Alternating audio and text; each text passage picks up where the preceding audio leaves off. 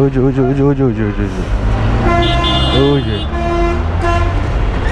গেছে রে গেছে।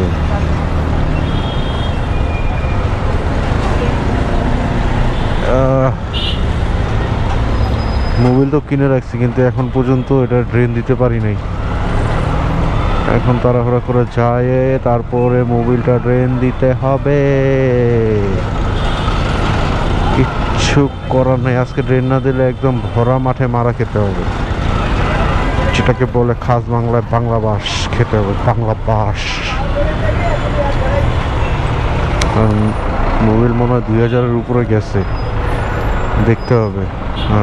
দেখিনি, আইডিয়া লাস্টে দেখছিলাম 1700 না 1800, এখন কত আমি জানি না।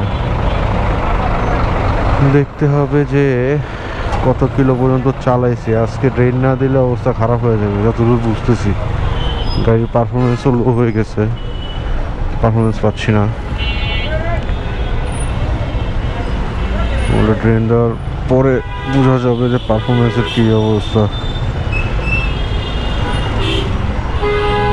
আসলে গাড়ি তো শুধু চালানোই হয়, যারা তার খেদমত আর করা হয় না, খুব কম সময় এটার খেদমত করা হয়। গাড়ি তো চালাই ঠিকই, তো সময় মতো এটারে সার্ভিসিং করা, মোবিল ড্রেন দেওয়া, এগুলো আমরা অনেকেই করি না, তার মধ্যে আমি একজন। সার্ভিসিং দিছি, যতগুলো সার্ভিস ছিল সবগুলো সার্ভিস করাইছি। এখন ফ্রি সার্ভিসগুলো শেষ, পেড সার্ভিস দিতে হবে। তো ভাবতেছি যে একটা মাস্টার সার্ভিস দিয়ে নিব নাকি, মাস্টার সার্ভিসটা দেওয়াটা দরকার। কারণ কিন্তু ফ্রি সার্ভিসগুলো চলছে, প্লাস গাড়ি 10,000 কিলো চালানো হয়ে গেছে। তো মাস্টার সার্ভিস দিলে আশা করি আর একটু বেটার পারফরমেন্স পাবো। মনেও থাকে না, সময়ও হয়ে ওঠে না। অথচ আমার অফিসের পাশেই কিন্তু সার্ভিস সেন্টার, শুধু সিরিয়ালটা দিয়ে গাড়িটা দিয়ে আসবো, সেই সময়টুকুও পাই না, মনেও থাকে না। এই হচ্ছে ঝামেলা। এরকম করতে করতে দেখা যাবে কোন দিন গাড়ি বন্ধ হয়ে রাস্তায় বের আছে, আর আমি সেটা ধাক্কাই দিছি। গাড়ি ধাক্কানো যে কি কষ্টের রে ভাই, যে ধাক্কাইছে সে বুঝছে গাড়ি ধাক্কানো কি কষ্টের। আমার মনে আছে একবার আমি তখন নতুন নতুন গাড়ি চালাই, মানে চালানো শিখছি আর কি, চালাই না, চালানো শিখছি। তো চাকরিতে জয়েন করার পরপরই আমার একটা 100cc গাড়ি ছিল, অফিসেরই গাড়ি ছিল বেসিকলি। আমি এটা আমার কাজে, অফিসের কাজে ইউজ করতাম। তো আমি তো প্রথম বুঝি নাই, ওই যে ভাইয়াটা গাড়িতে ঠেলতেছে, আমি তো প্রথম বুঝি নাই যে রিজার্ভ উপরে না ট্যাঙ্ক উপরে, মানে তেলের লাইনটা রিজার্ভ উপরে না ট্যাঙ্ক উপরে না নিচে। তা আমি তো চাবি সবসময় উপরে দিয়েই চালাইছি। ভালো কথা, যখন মনে হয়েছে যে তেল ভরা উচিত, বা দাগ দেখা মনে হয়েছে যখন তেল ভরা উচিত, তেল ভরছি। না একটা সময় না আমি খেয়াল করি নাই যে আসলে যে তেল নাই, বা তেলের মিটারে যে তেল শো করতেছে না, আমার খেয়াল নাই। তো আমি ছিলামও একটু তাড়াহুড়ায়, আমি না মিটিংয়ের জন্য বের হয়ে গেছি অফিস থেকে। বাসা থেকে তো অফিস পর্যন্ত গেছি ঠিকঠাক, কিন্তু মিটিংয়ের জন্য অফিস থেকে বের হয়ে গেছি। বের হয়ে যাওয়ার পরে অর্ধেক রাস্তা যাওয়ার পরেই তো গাড়ি বন্ধ। তা আবার বন্ধ হয়েছে তো হয়েছে, ঠিক আবুল হোটেলে ফ্লাইওভারে উঠার একটু পর্যায়ে গাড়ি বন্ধ হয়ে গেছে। এখন কথা হচ্ছে গাড়ি কেন বন্ধ হলো? আমি তো টেনশনে পড়ে গেছি, কারণ আমি তো নতুন, একদমই নতুন, বুঝি না গাড়ি সম্পর্কে কোনো আইডিয়াই নেই যে কি করতে হবে, কি প্লাগ কোনটা, কি কোনটা, এই কোনটা, সেই কোনটা। এরপর তো চালাইতে চালাইতে এগুলো জানছি, শিখছি, দেখছি। তো গাড়ি তো বন্ধ হয়ে গেছে, গাড়ি তো কোনোভাবেই স্টার্ট নেয় না। কি করব। তেলের ট্যাঙ্ক খুলে দেখলাম যে তেল নাই, একদম শুকায় গেছে। মানে নাই, ফোটাও নাই। এই যে ফোটা আছে, আমি ফোটা দিয়ে পরে যাইতে পারবো, মানে পাম্প পর্যন্ত যাইতে পারবো, সেই ফোটাটা পর্যন্ত নাই। আর তখন আমি মানে নতুন বাইক চালাই, একদমই নতুন। প্লাস হচ্ছে অফিস বলেন আর অন্যান্য রাস্তা বলেন, সবগুলোই একটু আমার জন্য, মানে ওই সাইডের রোডগুলো একটু আমার জন্য নতুনই ছিল। তো কিছুক্ষণ দাঁড়ায় থেকে দেখলাম এটা কোনো গতি নাই, ধাক্কানো ছাড়া কোনো গতি নাই। এখন ধাক্কাবে কে? আমি তো কখনো বাইক ধাক্কাই নাই। গাড়ি ক্লাস ধরে আস্তে আস্তে করে ধাক্কায় কোনোরকমভাবে ঢালের কাছাকাছি আনলাম। ঢালের কাছাকাছি আইনে ওইটারে দিলাম ছাইরা, পা উঠায় বাইকে বসে আছি। তো ঢাল দিয়ে নামতেছে আরামে, ভালোই লাগতেছে, বাতাস। ঢাল থেকে নামার পর তো আমার খবর হয়ে গেছে, তার মধ্যে ছিল গরম। আমি তো বলি বাবা রে বাবা, ঢাল থেকে নামছি তখন আবার কাকরাইলের রোডটা আবার ফাঁকা ছিল, যার কারণে এক ইসেতে বেশ আগায় গেছিলাম, মানে ঢাল দিয়ে নেমে বেশ আগায় গেছিলাম। তো আগে চলে আসার পর এখন আর তো আর গাড়ি চলে না, তেল নেই, চলবে কি দিয়া? এটাকে কি করতে হবে? ধাক্কাইতে হবে। ধাক্কান কি আর মানে চারটাখানি কথা? নামলাম গাড়ি থেকে, নেইমা ধাক্কানো শুরু করলাম। আমার মাথায় এটা ছিল না যে আমি যদি রাজারবাগ দিয়ে নামতাম তাহলে রাজারবাগের পুলিশ লাইনের পাশে একটা পাম্প আছে, ওই পাম্প থেকে আমি তেল নিতে পারবো, তাহলে আমার এতটা কষ্ট করা লাগতো না। আমি ভাবছি যে এখানে কোনো পাম্প নাই, বা এটাতে পাম্প দেয় কিনা। আমার মনে আছে যে গ্যাস পাম্প আছে, কিন্তু তেলের পাম্প যে আছে আমি খেয়াল করতে পারিনি, কারণ তখন মাথায় অন্য টেনশন কাজ করছে। তো পরে আর কি দেখেন কীভাবে পারাপারি করে, অটোরিক্সা কীভাবে পারাপারি করে, মানে এগো কোনো বুকপিট নাই। এই যে তো পরে কাকরাইল দিয়ে আস্তে আস্তে ধাক্কায় পল্টন হয়ে দেন গেলাম হচ্ছে আরামবাগ মোচরে যে পাম্পটা, সেই পাম্পটায় আসলাম। আইসা তেল ভরলাম, তেল ভইরা গাড়ি স্টার্ট দিলাম, তখন গাড়ি স্টার্ট নিল। আর এই তখন সেই গাড়ি চালায় মিটিংয়ে গেলাম, মিটিং অ্যাটেন্ড করে দেন অফিস। কিন্তু ওইটা ছিল আমার জীবনের রোস্ট একটা ডে, যে আমি না জানা সত্ত্বেও হয়েছে যেটা, এটা মানে অস্বীকার করার কিছু নাই, ওটা আমার না জানা সত্ত্বেও হয়ে গেছে। ও মা, না জানা সত্ত্বে হয়েছে। পরে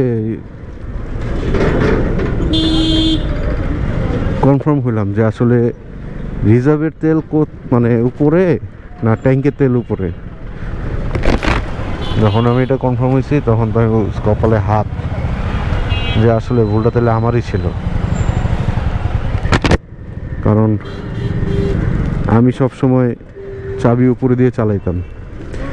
কার্বোরেটর যে গাড়িগুলো, সেই গাড়িগুলোর প্রত্যেকটাতেই তেলের লাইনের চাবি আছে। এই এফআই গাড়িতে তো আর সেটা নাই, রিজার্ভের কোনো অপশন নাই। কার্বোরেটরে তো অপশন আছে, এটাতে তো অপশন নাই। এটা নিয়েও একদিন বিপদে পড়ছি। কেমন বিপদে পড়ছি? বাসার সামনেই বিপদে পড়ছি।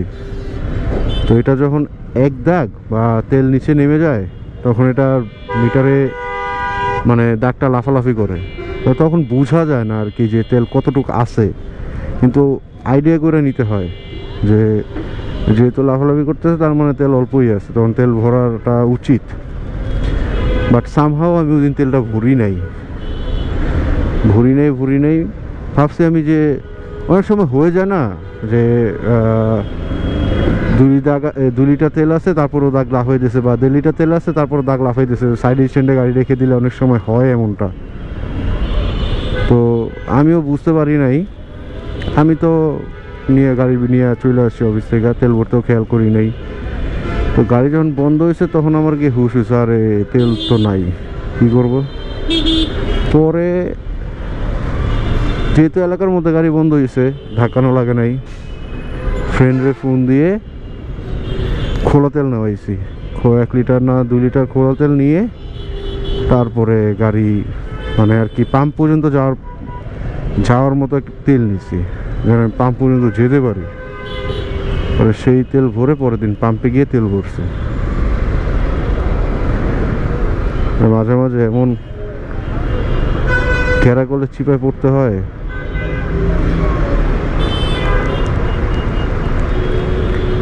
তো ভয়াবহ জ্যাম লাগছে নাকি।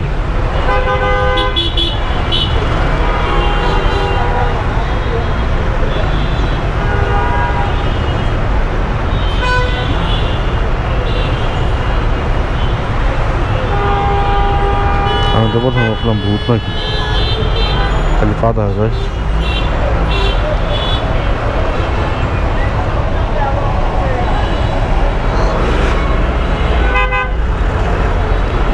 ওই মামা আমাদের একটু সাইড দেন, আমরা বেরোই। ওরে শোনা আয়াত এখানে কি করে,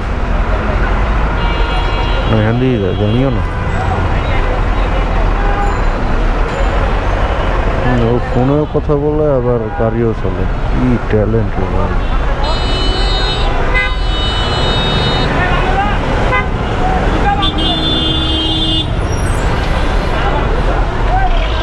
বুদ্ধির শেষ নাই।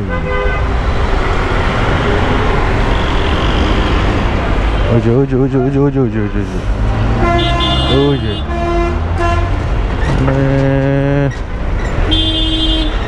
কি আর কমো,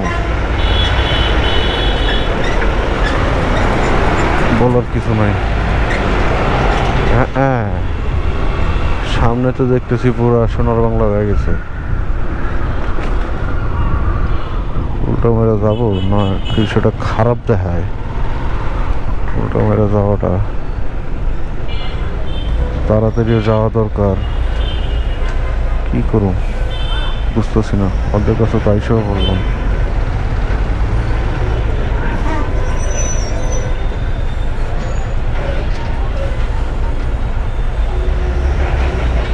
দেখ আস্তে আস্তে আগেই, উল্টো মারাটা ঠিক হবে না। ও তো টেসলা পেলেন ওদিকে গাড়ি আসতেছে না, কারণ হচ্ছে জ্যামটা মনে হয় এই মুসুরটাতেই লাগছে, যার কারণে ওদিকে গাড়ি আসতেছে না।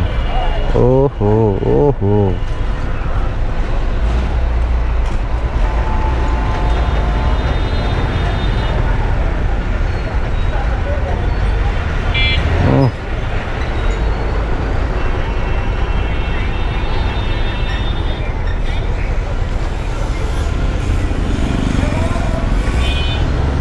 বান দিয়ে যাই। আমি গেলে তো ওটাই নিয়ে আসতে পারবো না, ঝামেলা তো এখানেই আছে, সব দিকে ঝামেলা। কোন দিকে যাবো?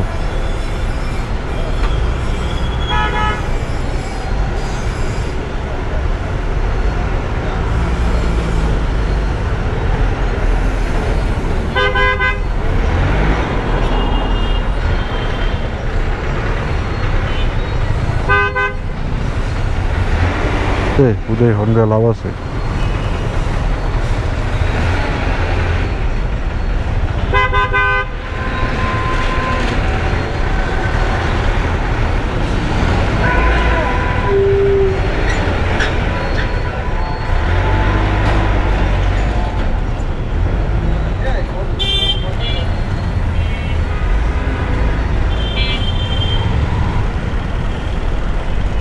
দেখি টাইমটা বন্ধ বেরোতে পারি কিনা।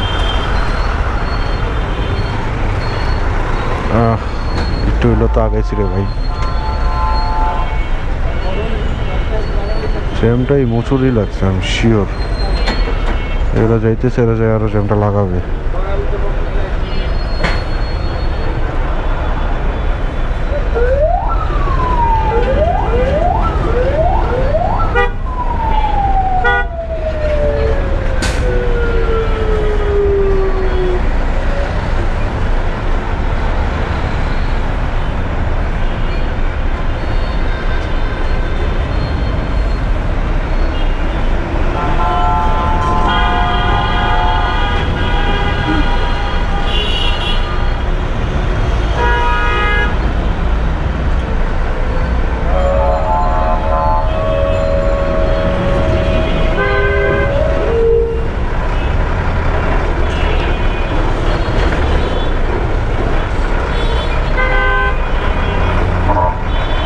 কি করুন ভাই, বিরক্ত লাগতেছে।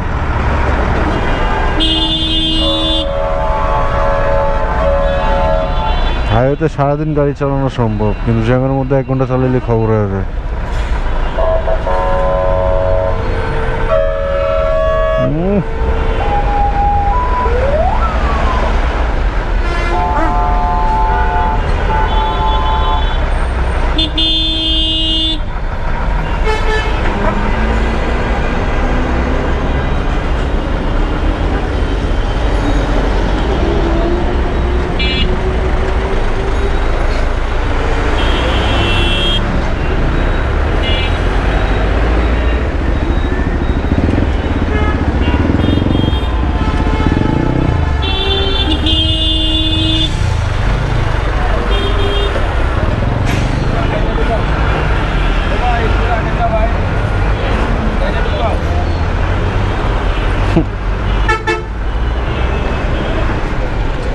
কারো রাখারাখির সময় নাই, যে যার মতো আগে দেয়। সেখানে ঢোকার কারণ হচ্ছে ওইদিকে জ্যাম, তো আর ওদিকে পারাপারি করে লাভ নাই।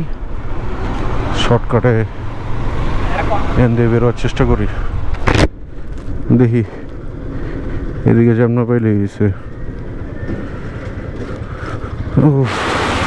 অস্বস্তি লাগতেছে একদম। এদিকে একটা চিপাগুলি আছে, এটা যারা চায় তারা ছিটে। আজকে চিপাগুলিটা ওদিনও তো গেছিলাম, কিন্তু ওই দিন ক্যামেরা অন করছিলাম কিনা আমার মনে নেই। এদিকে চিপাগুলিটা ভালোই চিপা, চিপার মতো চিপা, শুধু রিক্সা ঢুকতে পারবে।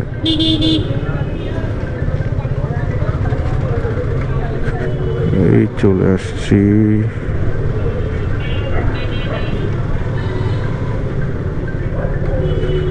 এই তো চলে আসছি।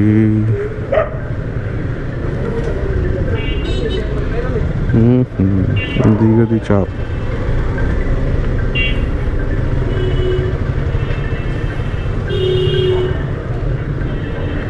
বাইকের পিছনের ফুটপ্যাড না থাকলে 3 জন বসলে একটু রিস্ক হয়ে যায় পা রাখতে।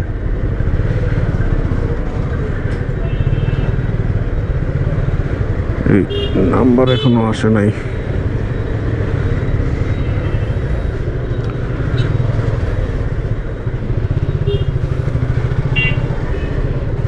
যাবো বামে, বাম দিয়ে যাই ভাই।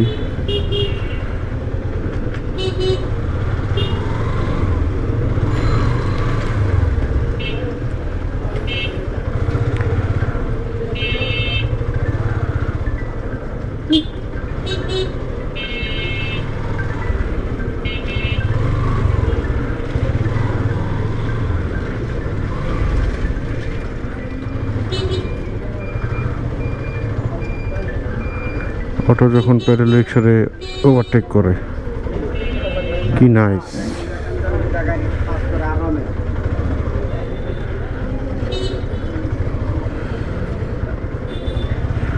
ফোন বসতেছে, ফোনটা দেখি একটু চাপায়, কিন্তু এখানে না বেরোয়া পর্যন্ত ফোন ধরতে পারবো না। এখান থেকে বেরোই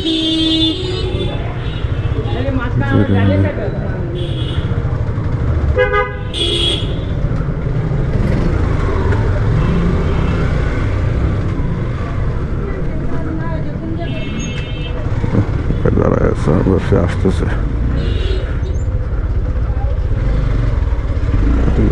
মনে হয় কি ভাই, মানে বন্ধু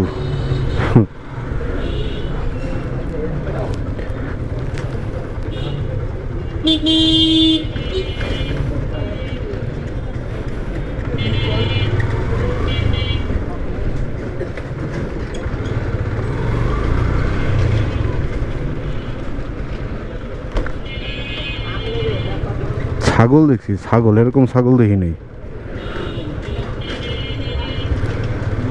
ঘুরা টাকা থাকবো একদিকে, গাড়ি লাগে বাড়ি খাইব, তারপর কেউ গাড়িওয়ালার দোষ।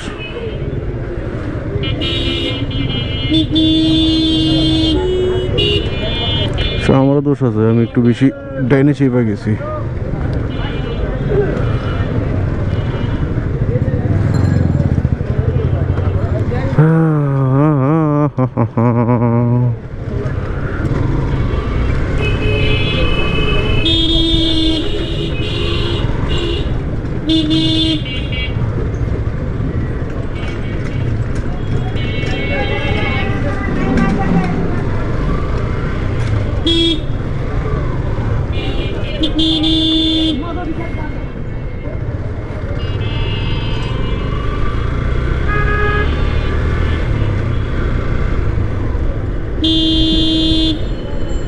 ওদিক দিয়ে আসলে এতক্ষণ আসা লাগতো না, জমে বসে থাকা লাগতো।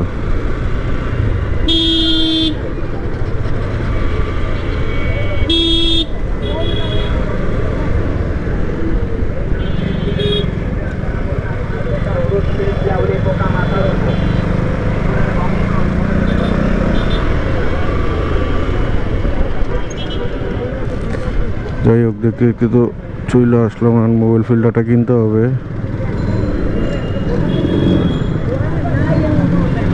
মোবাইল ফিল্টারটা কিনে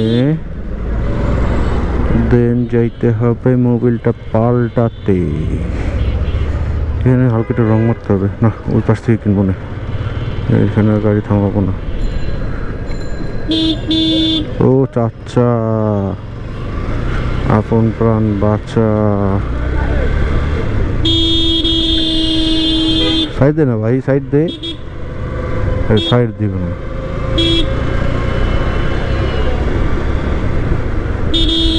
কি যে একটা অবস্থা, সাইড দিবেও না, সাইড নিবেও না, মাঝখানে এসে দাঁড়া থাকবে।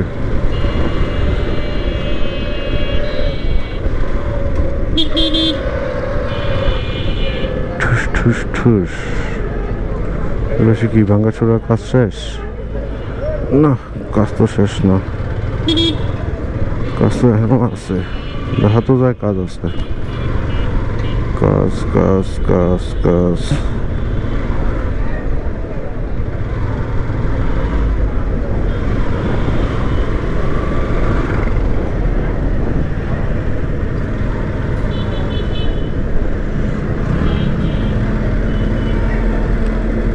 কিছে বড় সড়কের লাগছে মনে হয়। পুলিশ যখন আইছে তার মানে বড় সড়কের নেমে লাগছে।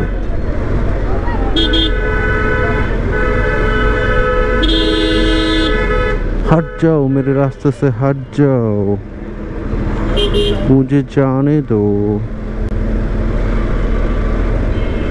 ওখানে দাঁড় করে রাখবো, মিনিমাম 20 মিনিট দাঁড় করে রাখবো, আমি শিওর। দিয়ে হালা আছে নাকি?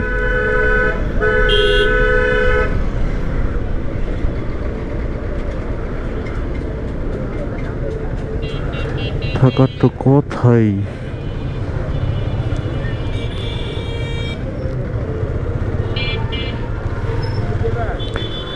জীবনটা বেদনা, দেখলে দেরি হয় না।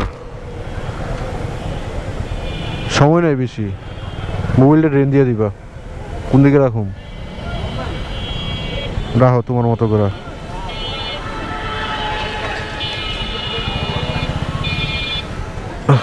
চাবি লাগবো?